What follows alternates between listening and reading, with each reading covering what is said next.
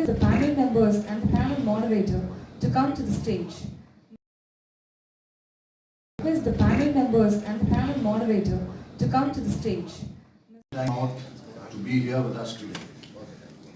It's a very special day for us at Scooldudes, having started our journey with the press in Mumbai yesterday.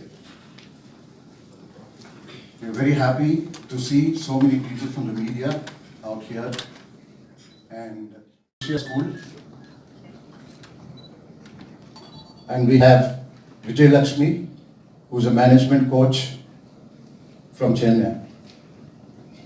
So let's begin the panel. The work of Chrysalis, and when I founded Chrysalis about 18 years ago, with the byline, let the child blossom.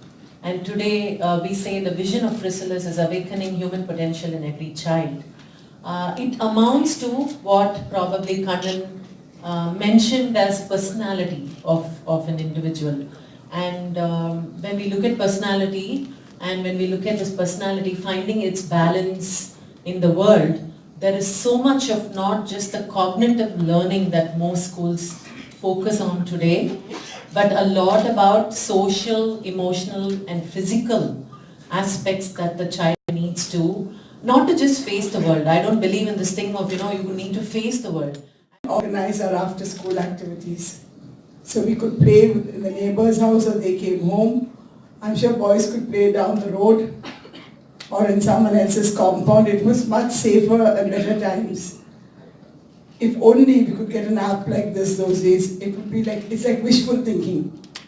And whatever I've understood of the app, I think much can be done for the children, a lot. They'll be spending their time wisely, they'll be usefully, and while enjoying themselves. The other thing is, we have nuclear For having me here, part of this lovely panel which has already started off with different perspectives. So let me share what I feel as I'm listening to this. Are they, as equal, less equal, more equal? I just think they both make the whole. And as much as I wanted to come here and really profess the importance of after school or extracurricular activities as we commonly know it, I'm actually thinking that academics is equally important.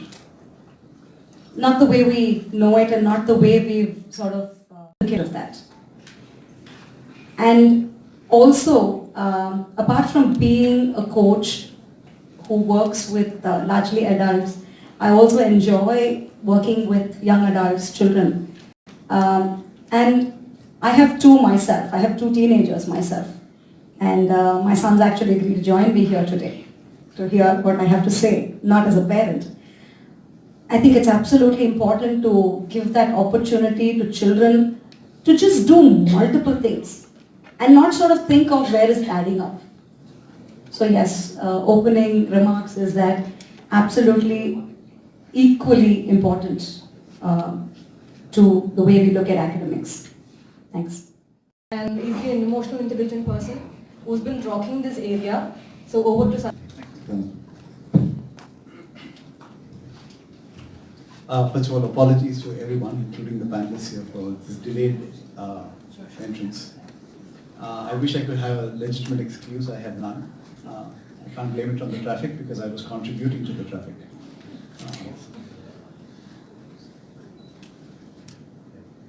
I'd like to just focus on one attribute which I believe is really important for us, particularly as we tend to nurture young minds, and also I'm referring to old bodies which have young minds, which is the facet of attention. It's something that we haven't been adequately trained, but an important facet that we have been taught subjects, but we have not necessarily been taught how to pay attention to particular subjects. It has now been shown by a combination of psychology and neuroscience, something that our traditional practices have known for thousands of years, our cultures have known this, attention. And the attentive the intelligence that is required to cultivate attention is, in my opinion, and the opinion of very wise scholars, and I'm just a representation of some wisdom from both the East and the West, which has communicated that if we can train our mind to be attentive, there is enough data, and one particular data which resonated with me is that a study conducted by Harvard University showed that 47% of the time we are not thinking of what we are actually doing. So right now, as you're paying attention to this bald man talking, maybe the conversation in one's head is about the samosas outside this room. Not quite natural for that to happen. So can we cultivate attention, and that would be something that would be immensely valuable to the young and also not so young. Thank you. I like a book written by father of thinking, Edward de Bono. He wrote this book called Why So Stupid? And that book, he says, why do we have to teach children in schools subject matter? We need to teach them to think. How can they think creatively? How can they think laterally? And he was the author of the 6 Thinking Hats. He was the father of lateral thinking. And he was hammering this point over and over again. That why is it that the education system does not teach people to think? And I think if I link that up with what Sanjay is saying, this attention, observation, my favorite, one of my favorite gurus is Dr. J. Krishnamurti, who said that the highest form of education is to be able to observe without making a judgment. So if we can just keep observing, pay attention, and think what we are doing. And therefore, in this platform, Scooldudes, we're looking at classes 6 to 12, which is 12 to 18, which we call as teens and tweens. So this is the age where they move into forming beliefs, getting conditioned on certain prejudices, certain cultural issues. So this is where the space of giving back to the next generation who's going to be the future of tomorrow. That's what we are trying to attempt at Teen Scooldudes. We're trying to leverage technology. We're trying to see that we can cross geographical boundaries, and how is it that we can reach through digital to every smartphone of every parent and every child in that particular age space, connect them with very, very high quality people, resource persons, so that they can get on to do a lot of activities.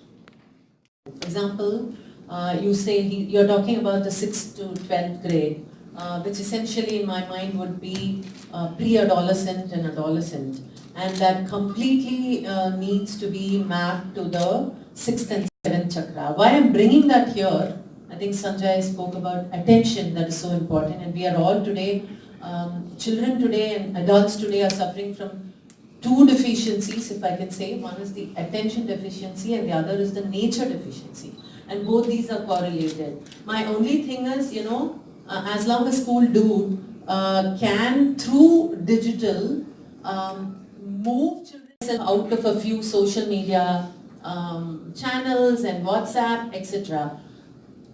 I'm only trying to see here if we are able to balance the power of technology to throwing, I don't know if throwing is the right word, to liberating children into what is required for a healthy development. I think we've done it, and I'm really wishing that Scooldude will do that. Services. We do. We are blessed with a lot of resources from across the world. We will be showcasing what this app has to offer and what is it that students and parents can expect out of that. I now request Evangeline.